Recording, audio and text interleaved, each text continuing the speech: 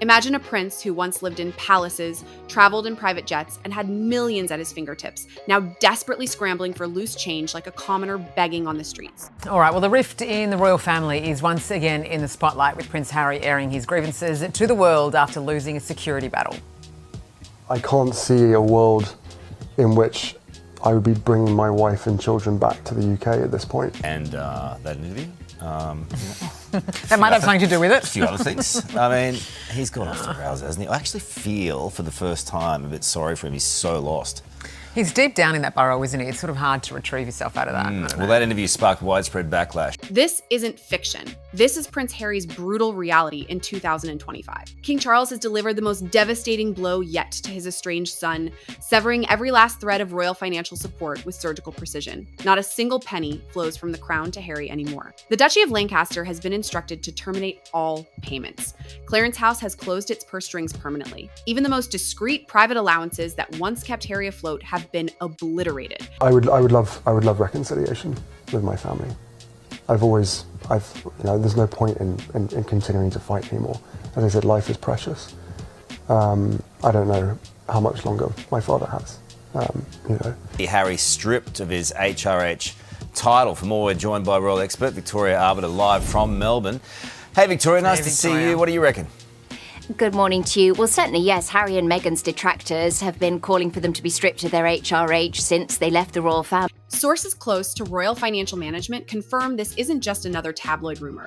This is verified, documented, and absolutely real. The monarch has issued a clear directive. Prince Harry is now treated exactly like any other private citizen. No special treatment, no family bailouts, no secret top-ups. The golden safety net that cushioned Harry's entire existence has been ripped away, leaving him in financial freefall. But this devastating financial exile is just the beginning of Harry's spectacular downfall. The numbers tell a story of catastrophic financial ruin that would make even the most hardened Wall Street executives weep. He ascended to the throne after the death of his mother, Queen Elizabeth II, in September.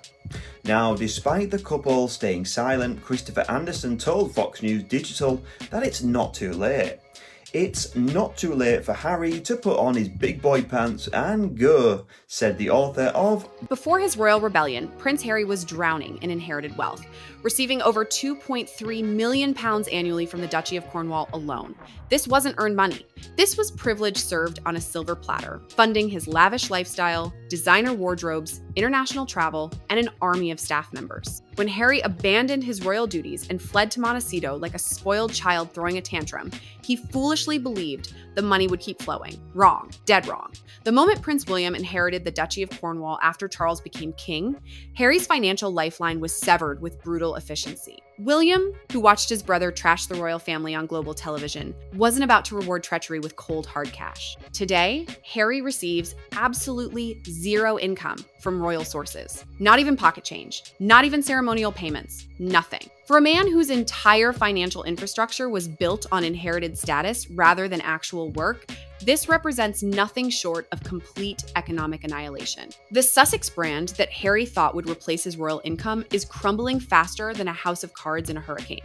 When Harry and Meghan strutted into Hollywood like conquering heroes, they promised the world they would achieve financial independence through their superior storytelling abilities. What a joke that turned out to be. The entertainment industry has delivered a series of humiliating slaps that have left the Sussex brand bloodied and broken. Spotify's $20 million podcast deal was supposed to be their golden ticket to permanent wealth.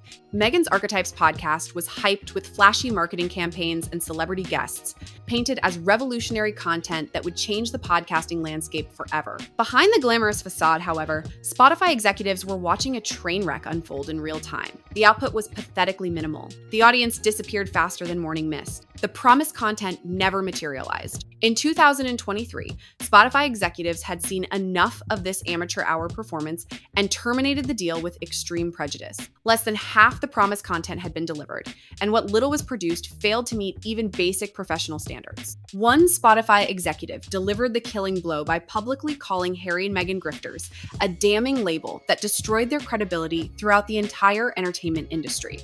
This Spotify humiliation opened the floodgates for Netflix to begin questioning its own investment in the failing Sussex operation. Netflix executives are not known for their patience with underperforming talent, and Harry and Meghan are quickly learning this harsh reality. The streaming giant that once rolled out the red carpet for the Sussex duo is now treating them like toxic assets that threaten to contaminate their entire platform. After the initial Harry and Meghan documentary series, which generated viewers primarily for its drama rather than quality content, the pipeline has dried up completely. Meghan's animated series Pearl was canceled before it even had a chance to fail publicly. Harry's documentary about the Invictus Games barely registered a blip on streaming charts, disappearing into the digital void faster than a deleted tweet.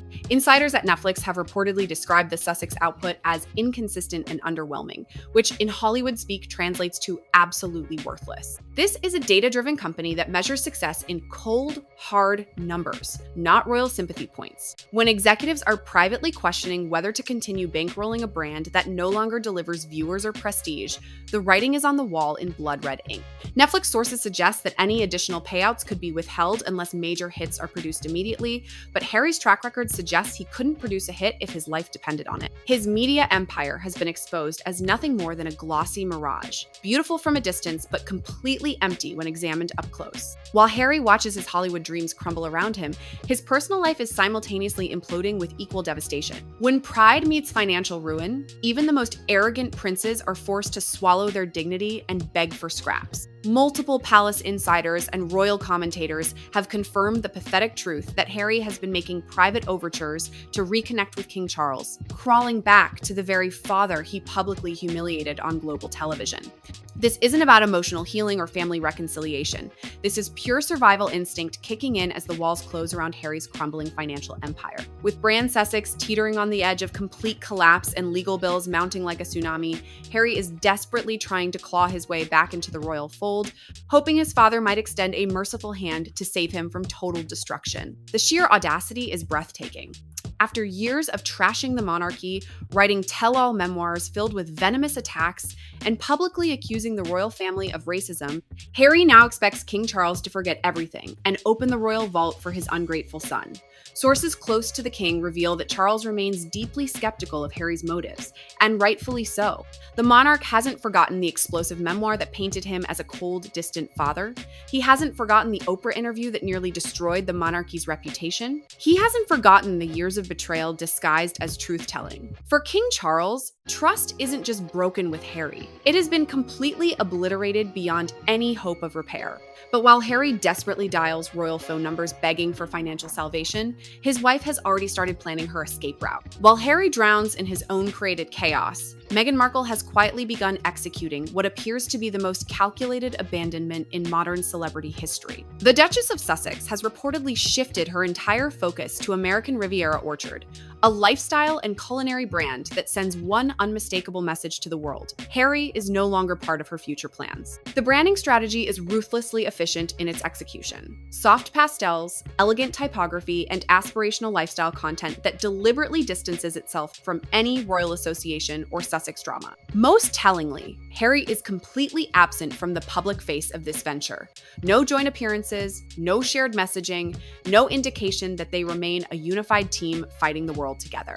Meghan's recent public appearances paint an even clearer picture of strategic separation. She speaks at conferences alone, poses for photographs solo, and promotes herself as an independent entity rather than half of a royal exile partnership. She's not marketing their marriage, their shared titles, or even their joint Netflix projects. She's marketing Meghan Markle as a standalone brand, completely untethered from Harry's toxic reputation. Even her choice of events and partnerships suggests a woman preparing for life after Sussex. High-profile networking with Hollywood executives, appearances with successful female entrepreneurs, and strategic positioning within circles that have nothing to do with British royalty or royal rebellion. She's building bridges while Harry continues burning them.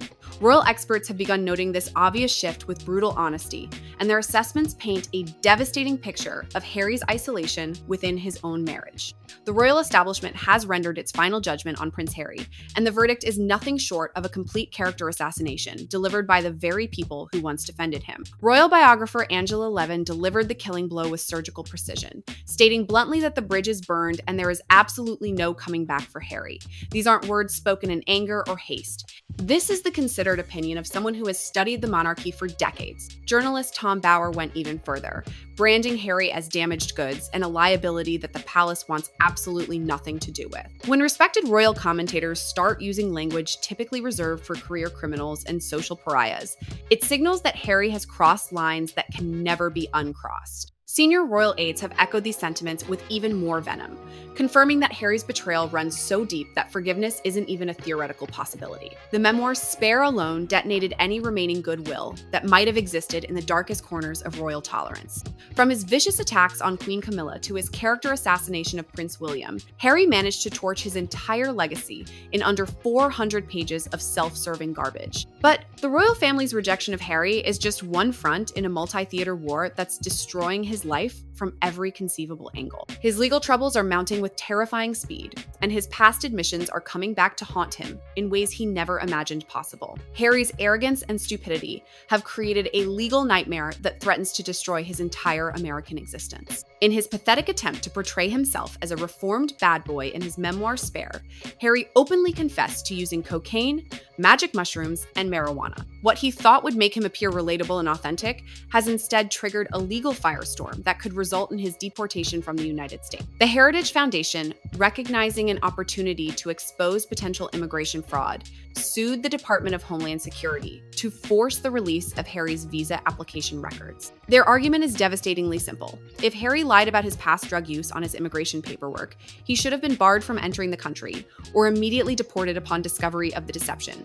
Legal watchdogs are circling like vultures, demanding answers about how someone with admitted illegal drug use managed to obtain residency in a country that typically bars such individuals.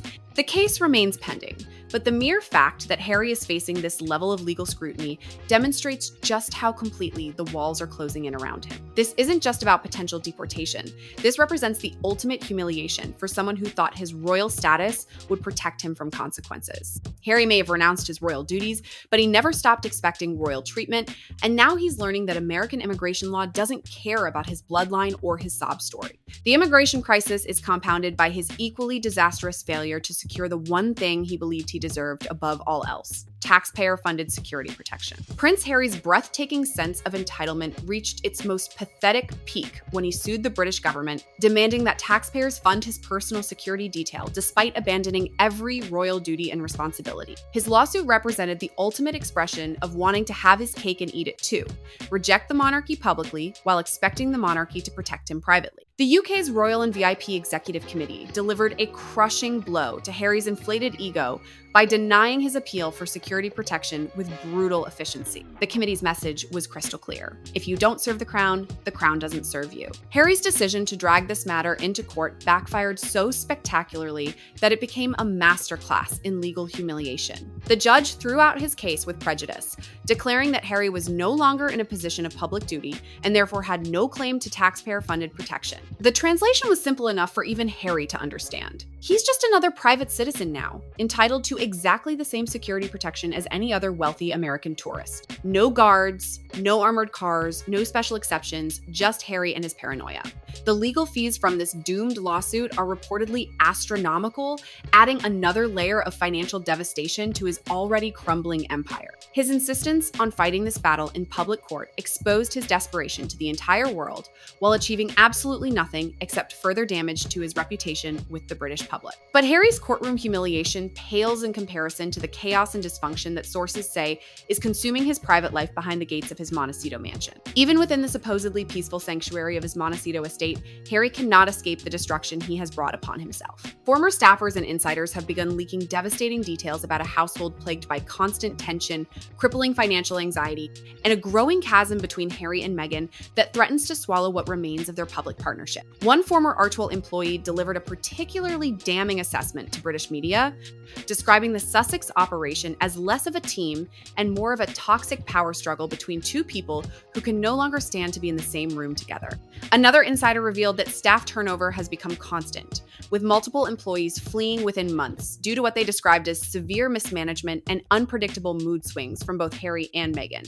The carefully curated image that Harry worked desperately to maintain, that of an enlightened father living in Santa Barbara paradise, has collapsed under the weight of very real paranoia, legal threats, and internal chaos that no amount of public relations spin can disguise. The leaks coming from inside his own house represent the ultimate betrayal for someone who has spent years complaining about media intrusion and privacy violations. Prince Harry once stood as the beloved rebel prince of the British monarchy, but today he stands completely alone. Estranged from his father, cast out by his brother, financially abandoned by the crown, publicly ridiculed by former allies, and apparently preparing to be discarded by his own wife. His real income has vanished, his security has been denied, his reputation lies in ruins, and his future appears darker than a moonless night. What remains is a man who systematically burned every bridge in his life and now finds himself shouting desperately from across a river that grows wider every day, hoping someone still cares enough to throw him a rope. The harsh reality is becoming undeniable. No amount of memoirs, Netflix deals, or celebrity connections can buy back what he has permanently destroyed.